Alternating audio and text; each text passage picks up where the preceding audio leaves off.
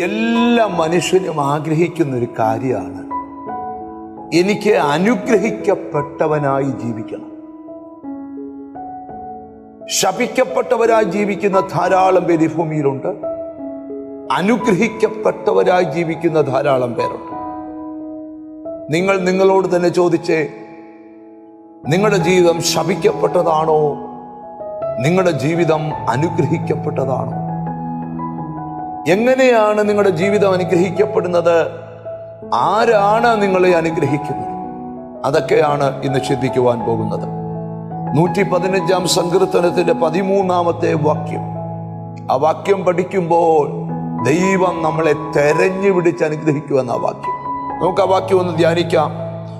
അവൻ യഹോവ ഭക്തന്മാരായ ചെറിയവരെയും വലിയവരെയും അനുഗ്രഹിക്കും.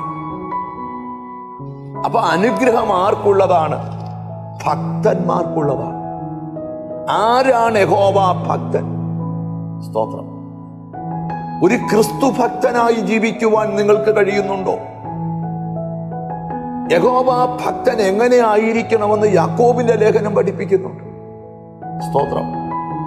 അനാഥരെയും വിധവമാരെയും അവരുടെ സങ്കടത്തിൽ ചെന്ന് കാണുകയും ലോകത്താലുള്ള കളങ്കം പറ്റാതെ ഇരിക്കുന്നതുമാകുന്നു ഒരു ഭക്തൻ എന്ന് ബൈബിൾ വെളിപ്പെടുത്തുന്നു.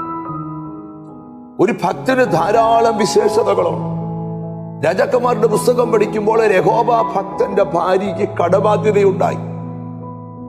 ആ കടം തീർക്കപ്പെട്ടത് പ്രത്യേക വഴികളിലൂടെയാണ്. അപ്പൊ ഏറ്റവും അധികം ആവശ്യം ഒരു ഭക്തനായി ജീവിച്ചിരിക്കുക എന്നുള്ളതാണ്. ഇവിടെ വേദപുസ്തകം നമ്മളെ പഠിപ്പിക്കുന്ന ഒരു കാര്യം, അവൻ യഹോവ ഭക്തന്മാരായ ചെറിയവരെയും വലിയവരെയും അനുഗ്രഹിക്കും. ഈ ദിവസങ്ങളിൽ നിന്റെ ജീവിതത്തിന്റെ സകല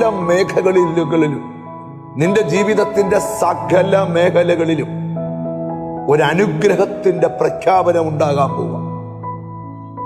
ഇനി ഒരിക്കലും എനിക്ക് അനുഗ്രഹിക്കപ്പെടാൻ കഴിയുകയില്ല എന്ന് നിങ്ങളുടെ മനസ്സിൽ ആരെങ്കിലും മന്ത്രിക്കുന്നുവെങ്കിൽ ആ വാക്കുകളെ നിങ്ങൾ 100% റിജക്റ്റ് ചെയ്തിട്ട് പറയണം, ദൈവം എന്നെ അനുഗ്രഹിക്കും.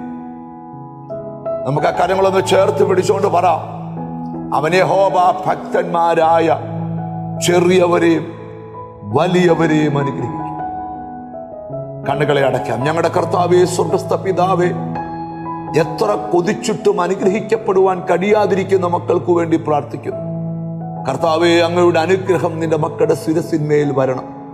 അവരുടെ ജീവിതത്തിന്റെ ശാപം ചുമക്കുന്ന അവസ്ഥകൾ മാറട്ടെ, ഗതികേടിന്റെ അവസ്ഥകൾ മാറട്ടെ. എന്നോട് ചേർന്ന് പ്രാർത്ഥിക്കുന്ന മക്കളെ നിന്റെ നാമം ചൊല്ലി പിതാവിന്റെയും പുത്രന്റെയും പരിശുദ്ധാത്മാവിന്റെ നാമത്തിൽ അനുഗ്രഹിച്ച് പ്രാർത്ഥിക്കുന്നു. അവർ അനുഗ്രഹിക്കപ്പെടട്ടെ, യേശു ക്രിസ്തുവിൻ നാമത്തിൽ തന്നെ. ആമേൻ. ഈ ദിവസങ്ങളിൽ നീ ഇതുവരെ അനുഭവിക്കാത്തൊരനുഗ്രഹം യേശു നിനക്ക് തരും. അതാണ് ഇന്നത്തെ നിന്നോടുള്ള പ്രവചന ദൂത്. കർത്താവ് അനുഗ്രഹിക്കട്ടെ. God bless.